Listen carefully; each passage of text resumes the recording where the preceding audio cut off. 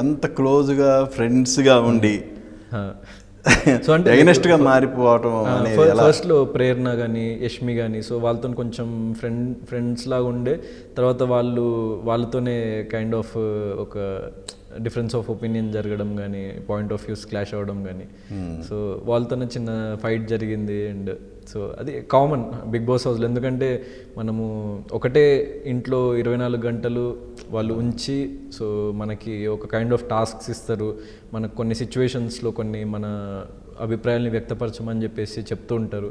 So difference of opinions కానీ point of views కానీ clash అవ్వడం అన్నది కామన్. కానీ లైక్ నేను అనుకున్న సిద్ధాంతం మీదనే నిలబడాలని నా పర్టికులర్ స్టాండ్ పాయింట్ దాని మీద ఉండే.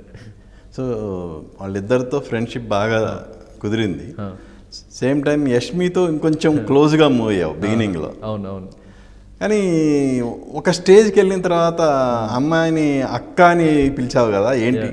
అంటే అప్పటికే లైక్ మా మధ్య రిఫ్ట్ అయిపోయింది. సో నేను తను కమ్యూనికేట్ కూడా చేసుకున్నాం. అంటే ఇప్పటి నుంచి మనం జస్ట్ కంటెస్టెంట్సే. సో నార్మల్గా లైక్ నీ గేమ్ నువ్వు ఆడు, నా గేమ్ నేను ఆడుతా సో అన్నట్టు ఒక క్లారిటీ మీదనే ఉన్నాం ఇద్దరము.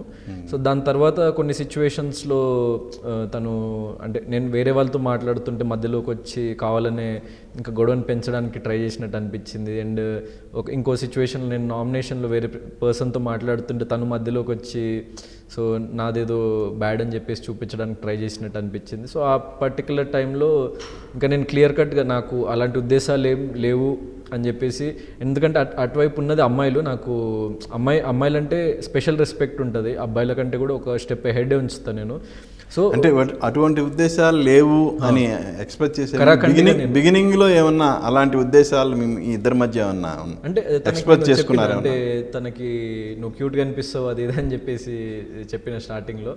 సో దాని తర్వాత ఎప్పుడైతే రిఫ్ట్ జరిగిందో అలాంటిదేం లేదు ఇంకా. సో మనం నార్మల్ కంటెస్టెంట్స్ అని చెప్పేసి చెప్పిన తర్వాత సో ఇంకా మళ్ళీ కొన్ని సిచ్యువేషన్స్ వల్ల గొడవలు జరిగి దానివల్ల నేను అమ్మాయిలతో కూడా అంటే మన హౌస్లో ఏంటంటే మన వాయిస్ పుట్ డౌన్ చేయాలి. సో అమ్మాయి అయినా అబ్బాయి అయినా కూడా మనము ఎక్కడైనా ఖండించినామంటే అది ఖండించాలి. కానీ ఆ పాయింట్లో నేను ఎప్పుడైతే వాయిస్ రేజ్ చేస్తున్నో కొంచెం మంది అది డిస్రెస్పెక్ట్ఫుల్గా ఫీల్ అవుతున్నారు కొంతమంది అమ్మాయిలు. సో అట్లా వాళ్ళు ఫీల్ అవ్వకుండా కనీసం నేను ఒక రెస్పెక్టబుల్ పద్ధతిలో వాళ్ళని సంబోధిస్తే, అక్క అని చెప్పేసి నేను సంబోధిస్తే వాళ్ళు అలా డిస్రెస్పెక్ట్ఫుల్గా ఫీల్ అవ్వరేమో అన్న భావనతో నేను అక్క అనడం జరిగింది ఆ పర్టికులర్ పాయింట్ ఆఫ్ టైంలో. అండ్ ఒక హర్ట్ అయిందా? హర్ట్ అయింది, పెద్ద ఇష్యూ అయిపోయింది అది హౌస్లో.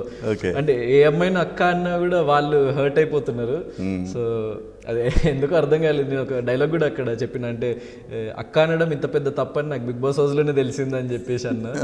సో కానీ లైక్ ఆడియన్స్కి అర్థమైంది నేను ఏ ఉద్దేశంతో అన్నానో. ఆడియన్స్ ఆ విషయంలో నాకే సపోర్ట్ చేసిండ్రు, నాగ్ సార్ కూడా నాకే సపోర్టివ్గా చెప్పారు అనమాట.